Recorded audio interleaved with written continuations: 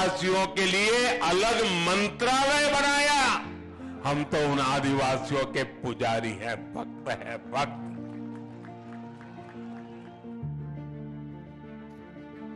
सरकार की किसी योजना का कोई फायदा मिला? कोई फायदा नहीं मिला है। यहाँ के लोग बोलते हैं कि जब तक यहाँ लाइट नहीं चढ़ेगा तब तक वोट नहीं देंगे। लाइट नहीं देखा है, सिर्फ खंभा भर देखा है। अगर कोई गंभीर बीमारी से पीड़ित हो जाते हैं तो लोग यहीं मर जाते हैं, लेकिन सही समय पर अस्पताल नहीं पहुंच पाते हैं। ऐसी यहाँ की स्थिति है। पोषण राशि भी रुक गई तो ये खतरनाक स्थिति है। इसीलिए बहुत सारे लोग जो पलायन करके गए हैं तो उसके बाद फिर ऐसी स्थिति बनेगी कि कुछ बच्चे आएंगे। ईश्वर ना करे कोई घटना हो। मध्य प्रदेश में आगामी 17 नवंबर को मतदान होना है। एमपी में बीजेपी पिछले 20 सालों से सरकार में है। बीजेपी अपनी योजनाओं और पिछले 5 साल के विकास कार्यों को लेकर जनता के बीच में है। वहीं कांग्रेस ने वचन पत्र जारी कर जनता से सैकड़ों वादे किए हैं। दोनों ही दलों का फोकस आदिवासियों पर है।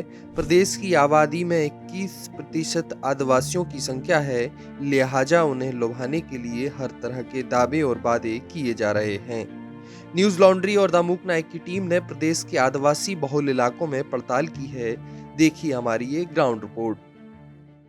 प्रदेश के आदिवासियों के स्वास्थ्य, शिक्षा और रोजगार जैसे अहम मुद्दों की जमीनी पड़ताल करने के लिए हम सबसे पहले श्योपुर पहुंचे। यह जिला देश के विशेष पिछड़ी जनजाति PBTGS सहरिया बाहुल्य है। यहाँ 3 ब्लॉक और 2 विधानसभाएं क्षेत्र हैं। सरकार के हजार दावों से इतर श्योपुर की जमीनी हकीकत दावों से जुदा है। श्योपुर जिला आज भी कुपोषण से मुक्त नहीं हो पाया है। इस मामले में महिला एवं बाल विकास विभाग के अधिकारी कागजी आंकड़ेबाजी में जिले से कुपोषण का ग्राफ बेहद कम होने का दावा कर रहे हैं, लेकिन हकीकत यह है कि कुपोषण के ग्राफ में कमी नहीं आई है। हमारी टीम श्योपुर जिले के कराहाल और विजयपुर के इलाकों में पहुंची, जहां 150 से ज्यादा शहरिया आदिवासी समुदाय बाहुल्य गांव हैं। करीब आधा दर्जन गांव में पड़ताल के बाद यह सामने आया कि शायद ही ऐसा कोई गांव होगा जहां कुपोषित बच्चे ना हों। यहां गंभीर कुपोषित बच्चे भी मिले, जिन्हें जिला मुख्यालय के पोषण पुनर्वास केंद्र में भर्ती कराया गया था। हमारी टीम कराहल ब्लॉक के जैतवाड़ा गांव में पहुंची। यहां सरतीजो आदिवासी का परिवार रहता है। परिवार में 2 बेटे और उनकी पत्नियां और बच्चे एक ही घर में रहते हैं। बेटे फिलहाल मजदूरी के लिए गांव से बाहर गए हैं। ऐसे में घर की देखरेख की जिम्मेदारी सरतीजो पर है। सरतीजो के बड़े बेटे की पत्नी मछली ने 3 साल पहले 2 जुड़वा बच्चों को जन्म दिया था, लेकिन जन्म के कुछ महीनों बाद ही दोनों बच्चे कुपोषित हो गए। बच्चों की हालत बेहद गंभीर हो गई, जिन्हें पोषण पुनर्वास केंद्र में भर्ती कराया गया। ये बच्चे कब बीमार हो गए थे, कितने दिन भर्ती रहे थे? हाँ, 1 साल फैल भाई भर्ती लेके। अच्छा, क्या हो गया था, क्या तकलीफ हो गई थी? ऐसा था बच्चा जे सपा छोटो सो जे ऐसा सपा सूख रहा है, ऐसा लकड़ी की नहीं। फिर उन्हीं जे आंगनबाड़ी इन्ना बोली कि माई के तू के इस तेरे लड़का लेके भर्ती हो जा। फिर बड़ी बे आई बहन जी, इनके साथ गई। फिर मैं जब बच्चा लेके 3 दिन तो मैं करा ले रही। फिर उन्हीं बड़े सारे आए भी से डॉक्टर बड़े सोपुर से थे। बेन ने बोक देख के नो कही कि भाई के तू के सोपर चल गया। तब मैंने आके माँ बाप बुलवाए। फिर घर में बामनारसी में तब जे गए, तब उन्हीं में भर्ती हुई है लेके। फिलहाल अब दोनों बच्चे स्वस्थ हैं, मगर सरतीजों के परिवार से कुपोषण का साया दूर नहीं हुआ है। अभी करीब 1.5 वर्ष पहले सरतीजों की छोटे बेटे की पत्नी ने एक बच्ची को जन्म दिया है। हाल ही में यह बच्ची गंभीर कुपोषित है, जिसको आंगनबाड़ी कार्यकर्ता की सलाह पर पोषण पुनर्वास केंद्र में भर्ती कराया जाना है। तो आपके यहाँ कितने कुपोषित बच्चे हैं अभी फिलहाल? तो NRC में भर्ती करा दिया है या फिर भर्ती नहीं, करा? वो जा नहीं रही है, उसके पास छोटी एक और लड़की हुई। अच्छा, अभी तो फिर उसका क्या घर पे ही ट्रीटमेंट दिलवा रहे हैं, क्या कर रहे घर हैं? पे ही दे रहे हैं आयरन, मल्टीविटामिन। अमूमन कितने आपके आंगनबाड़ी में बच्चे निकलते रहते हैं कुपोषित? एक आधे निकलते सर, वो तो वो आदिवासी क्षेत्र है, कुछ आधा आदिवासी क्षेत्र है, उनमें है एक बच्चा। पिछली साल कितने निकले थे कुल? पिछली साल तो एक ही था, अब और सामान्य में। श्योपुर में कुपोषण के मामलों की पड़ताल करते हुए हम जिला मुख्यालय श्योपुर पहुंचे। यहां हमारी टीम जिला चिकित्सालय में पोषण पुनर्वास केंद्र में पहुंची। यहां 12 बच्चे भर्ती थे। इसके अलावा जो बच्चे कुपोषित होकर अन्य बीमारियों की चपेट में थे, उन्हें अस्पताल के आईसीयू में भर्ती कराया गया था। नीचे रहे 4-5 दिन, नीचे इंजेक्शन लगी, बोतल चढ़ी 2 पानी की, फिर नीचे सब ऊपर कर दे तो नीचे ऊपर हो गए 11 दिन। अब दस्त भी बंद हो गए और अब बुखार मुखार भी नहीं आ रहा है। अब तो जब किल्स रहा है वो रोई रहा है। अब तो हाँ, दूध पी रहा, रोटी खाना खा रहा है और वो कचू लाता थे भी खा रहा है अब तो। श्योपुर जिले के आदिवासी इलाकों में पिछले 5 सालों में कई बच्चों की जान चली गई। इनमें कुछ ऐसे भी हैं जो सरकारी आंकड़ों में दर्ज नहीं हो पाए। सरकार ने कुपोषण से मुक्ति के लिए पोषण आहार अनुदान योजना की शुरुआत की थी। इस योजना के अंतर्गत अति पिछड़ी जनजातियों को 1000 रुपए प्रति महीने उनके खातों में डाले जाते थे, लेकिन पिछले 7 महीनों से यह राशि खातों में नहीं पहुंची है। जो पोषण आहार का 1000 रुपए खाते में आता है वो आ रहा है आपको? हाँ, कब से नहीं आया? 6-7 महीना से। इसके पहले आता था? इसके पहले आता। तो पहले कितने तारीख को आता था खाते में, फिर कब बंद हुआ? अब तारीख को तो पता नहीं सर, फिर पहले तो आते, फिर ये 6-7 महीना से बंद है। महीना का ही आता पहले। 7 महीने से बंद है। तो बैंक में पता किया, गए आप? गए बैंक में, नहीं है कुछ भी। कलेक्ट्रेट में भी होया है, कल भी गए और बैंकन पे भी जा ही रहा है, आ ही नहीं रहा खाता में पैसा। तो परेशानी हो रही होगी, कैसे क्या कर रहे हैं? हाँ, परेशानी हो रही है। 1000 का चक्कर में पैसा भारी लग रही है हमारा।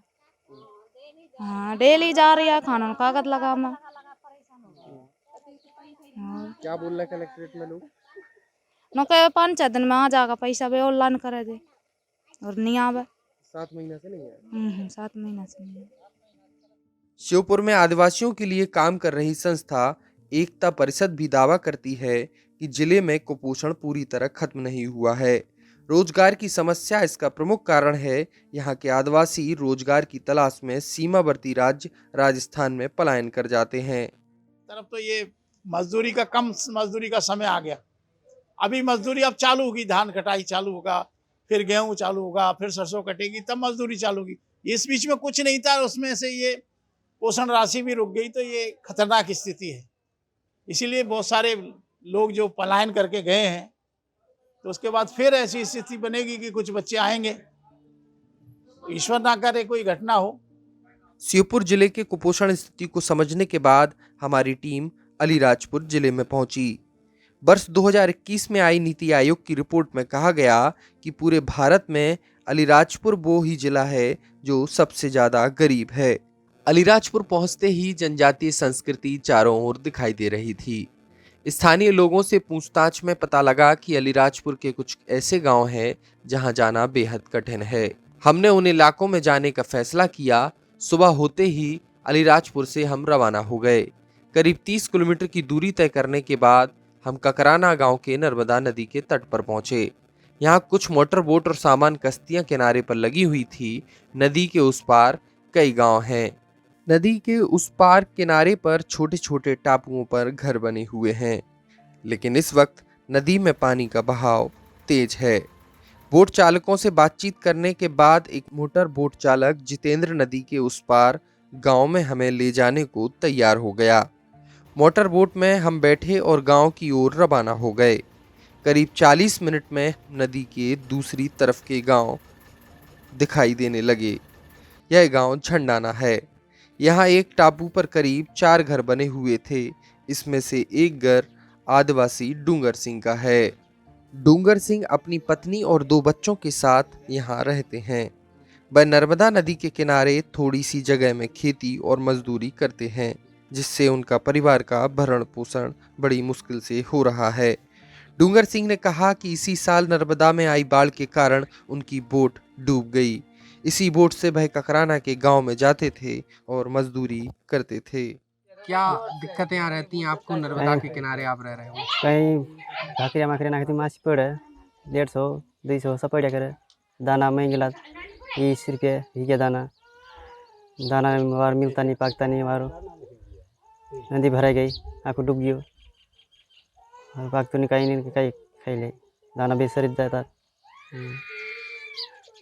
कहीं मूंगफली नहीं पाकी कहीं या तो नहीं पाकिया नहीं। और क्या परेशानी आती है? ऐसे कोई बीमार आपका परिवार में हो जाए तो कैसे यहाँ से ले जाते हैं? नाम बुट मार जाए उन पार करें। कहाँ ले जाते हैं? मुरादी सोंडवा ककड़ाना। तो कोई सरकार की तरफ से कोई राहत, कोई योजना का फायदा किसी तरह का कुछ कहीं मिलता है? कोई मिलता नहीं, कुछ नहीं आके पैसे नहीं कहीं कहीं में पसाया नहीं था कहीं करे। डूंगर सिंह से मिलने के बाद इधर हम फिर बोट से ककराना की ओर रवाना हो गए। नदी के आसपास बने छोटे पहाड़ जिन्हें गांव के लोग फलियां कहते हैं। हर एक फलिया पर 2 से 6 मकान तक होते हैं।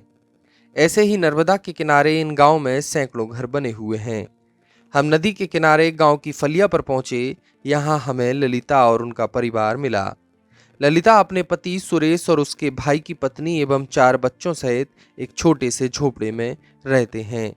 इनके घर में रोज उपयोग के लिए 2 से 4 बर्तन ही होंगे। सुरेश और उसका भाई मजदूरी करके अपनी परिवार का पालन कर रहा है। मजदूरी इतनी कम है कि उन्हें अपने परिवार चलाने में परेशानी आ रही है। ललिता, क्या करते हैं आपके पति? कितना कमा लेते हैं? कैसे चल रहा है घर खर्च? काही काम नहीं कर जाए आख बुड़ जाए आमर घरात रडलीन बस रहना नहीं काही धंधो करने जाना ते माछ क्षेत्र मार जाए न पैसा पर देख जेत आमाक काही बीमार हो जाए ते भी पैसा नहीं ते कहाँ रह जाए बड़वा का देखाना नहीं काही पैसा हताम होती दवाखाना में जाना घर ते पोल बुड़ जे वहाँ रोतला ते पोल घर बुड़ जाती हम यहाँ ढासी नहीं रखा परिवार निकलीन ते कहाँ जाजे दूसरो काम होते हम काम कर जाए नवरा दिन भर में बस रहना असला कपड़ा में बैस रहा का मुकान मोटर से है ना कहीं नहीं असला कपड़ा लेने बैस रहा हमें कई काम करे घर बांध दिया जाते पानी में बुड़ रहा और एकदम। कोई आया अधिकारी अभी तक? नहीं आया। इस वक्त हम अलीराजपुर के कलेक्ट्रेट कार्यालय में खड़े हुए हैं और आप मेरे पीछे देख सकते हैं कलेक्टर साहब का दफ्तर है और जो झंडाना और ककराना गांव है उनकी जो स्थिति है उसको लेकर हमने कलेक्टर साहब से मुलाकात की है और उनसे पूछा है कि किस तरह जो सरकारी योजनाओं का लाभ उन लोगों को, उन आदिवासी परिवारों को नहीं मिल पा रहा है जो नर्मदा के डूब क्षेत्र में आते हैं।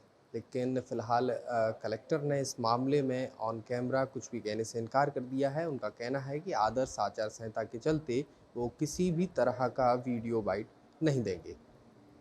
अलीराजपुर के बाद हम प्रदेश के एक और आदिवासी बाहुल जिले अनूपपुर में पहुंचे। राजधानी भोपाल से यह जिला करीब 600 किलोमीटर की दूरी पर स्थित है। यहाँ हम पुष्पराजगढ़ के उन इलाकों में पहुंचे जहां सरकार द्वारा मुहैया कराई जाने वाली मूलभूत सुविधाएं भी इनसे दूर हैं। अनूपपुर में जनजातीय समुदाय की अति पिछड़ी जाति बैगा समाज के लोग रहते हैं। इन क्षेत्रों में कुछ इलाके और गांवों में जाने के लिए कोई रास्ता नहीं है, सिर्फ पैदल ही वहां पहुंचा जा सकता है। सबसे पहले हम पुष्पराजगढ़ क्षेत्र के ग्राम पंचायत बोधा के अंतर्गत गड़ीदादर गांव में पहुंचे। आदिवासी बहुल इस गांव की आबादी 900 के करीब है, लेकिन इस गांव में देश की आज़ादी के बाद से ही बिजली देखने को भी नहीं मिली है। बिजली के खंभे लगाए गए हैं, लेकिन इसके बावजूद भी तार नहीं होने के कारण और जो प्रशासन है उसकी बेरुखी के चलते इस गांव में आज तक बिजली नहीं पहुंच पाई है। जिस तरीके से सरकार और प्रशासन ये दावे करती है कि आदिवासी बहुल इलाके में हर तरह की सुविधा मुहैया कराने की काम किया जा रहा है, लेकिन जो ज़मीनी हकीकत है वो इन सभी दावों से जुदा है। गड़ीदादर गांव में हम इंद्रवती के घर पहुंचे। इंद्रवती की शादी 7 साल पहले गांव में रहने वाले सुरेंद्र सिंह से हुई थी और जब वह विदा होकर अपने ससुराल गढ़ी दादर पहुंची तो यहाँ बिजली नहीं थी। उन्हें बताया गया कि कुछ दिनों बाद बिजली आएगी, लेकिन अब 7 साल के बाद भी गांव में बिजली नहीं पहुंची है। हम लोग 2012 से शादी हुई है, तो उसमें हम आए हैं तो फिर यहाँ ही नहीं है लाइट। सरकार की किसी योजना का कोई फायदा मिला? कोई फायदा नहीं मिला है। अब कैसा लगता है, बिना लाइट के कैसे गुजारा करते हैं आप? हम लोग वही सौर ऊर्जा बैटरी से गुजारा करते हैं। परेशानी नहीं होती आपको कि लाइट नहीं इस गांव में? हो तो रही है सर परेशानी, पर हम लोग क्या करें। हमारे यहाँ लाइट की समस्या बहुत ज़्यादा है। अंधेला में खाना वाना बनाते हैं, अंधेले में रहते हैं। तो अब चुनाव आने वाले हैं, अब क्या आप लोग करेंगे? यहाँ के लोग बोलते हैं कि जब तक यहाँ लाइट नहीं चढ़ेगा तब तक वोट नहीं देंगे। गांव में लोगों का कहना है कि बिजली के खंभे लगाए गए हैं लेकिन बिजली नहीं आई। ये बताइए, यहाँ बिजली कब से नहीं है, सड़क कब से नहीं है? बिजली यहाँ खम्भा भर गाड़ी रही से बिजली नहीं है लगे हमारे जमाना भर। जब से हम जाने हैं, जब से लाइट नहीं देखा है, सिर्फ खंभा भर देखा है। वहीं हम पुष्पराजगढ़ के एक ऐसे गांव में पहुंचे जहां पर 2 पहिया या 4 पहिया वाहन जाने का रास्ता तक नहीं है। यह गांव शहरी क्षेत्र से एकदम कटा हुआ है। गुट्टीपारा ग्राम पंचायत के अंतर्गत बैगान टोला गांव आता है। यह गांव सड़क से करीब 5 किलोमीटर की दूरी पर स्थित है। यहां के सरपंच दादूराम आदिवासी के साथ हम पैदल ही इस गांव की ओर रवाना हो गए। रास्ता काफी सकरा और खराब था। पथरीले रास्ते पर हमें 5 किलोमीटर की पैदल यात्रा कर हम बैगान टोला पहुंचे। यहाँ पर सारे मकान कच्चे और झोपड़ी नुमा थे। गांव की आबादी करीब 200 लोगों की है, जो 2 अलग अलग टोला बनाकर रह रहे हैं। बिजली के साधन नहीं है, अपने रास्ता नहीं है, रोड के साधन, पानी के साधन, इतना पहाड़ में चक के आथन क्या तकलीफ रहती। सब दुख बीमार हर कोई समस्या पड़ता है। तो कोई अधिकारी कोई आते हैं यहाँ पे? आयला तो आते हैं, इसने आ के देख के भाग जाते हैं। ताहले 2 बार तो हमारा ध्यान नहीं दे, नहीं ध्यान देती तो खुद बनती थी। हाँ तारी चले भाग जाता है, यहाँ तो चढ़बे नहीं करा। गांव के लोग आदिकाल पद्धति की खेती करते हैं। इसके अलावा कुछ लोग मजदूरी करने गांव से बाहर जाते हैं। यहाँ बिजली आज तक बिजली नहीं लगा है, न शुद्ध पेयजल की व्यवस्था है और न तो यहाँ सड़क बना है। इतनी परेशानियों का बैगान टोला के लोग सामना करते हैं कि ग्राम पंचायत गुट्टीपारा से 4-5 किलोमीटर जा कर के जो शासन के द्वारा प्रदाय की जाती है वो अन्न जो राशन कार्ड वाली, उसको ये लोग ये मूड में रख के, सर में रख के और उसको यहाँ लाते हैं। तब तक इनको जो है 1 टाइम का समय लग जाता है आने जाने में। और यहाँ से बाज़ार जाते हैं तो बाज़ार में भी परेशानी, पैदल हिट के जाना पड़ता है। अगर कोई गंभीर बीमारी से पीड़ित हो जाते हैं तो लोग यहीं मर जाते हैं, लेकिन सही समय पर अस्पताल नहीं पहुँच पाते हैं। ऐसी यहाँ की स्थिति है। और मैं समय समय में शासन प्रशासन को मैं भी बिजली के लिए और सड़क के लिए प्रस्ताव दे चुका हूँ, लेकिन पता नहीं कहाँ अटक जाती है और अभी तक इस पर अमल नहीं किया शासन प्रशासन ने। बैगान टोला गांव के लोग शासकीय योजनाओं का लाभ तो दूर की बात है, यह लोग मूलभूत सुविधाओं के लिए भी लड़ रहे हैं। गांव में पानी की समस्या है। यहाँ झिरिया खोदकर पेयजल लिया जाता है। झिरिया गांव के लोगों द्वारा पहाड़ पर छोटे छोटे गड्ढे खोदे जाते हैं। इन्हें बड़े छोटे पत्थरों की मदद से चारों ओर से बांध दिया जाता है। करीब 7-8 फीट गहरे गड्ढे खोद कर लिए जाते हैं। इन्हीं गड्ढों में रात में पहाड़ों से प्राकृतिक पानी झिरकर इकट्ठा होता है और इसी पानी का उपयोग गांव के लोग कर रहे हैं। ये प्राकृतिक पानी है सर, जो ऊपर से रिस करके जो आता है उसी से जो गुजारा करते हैं।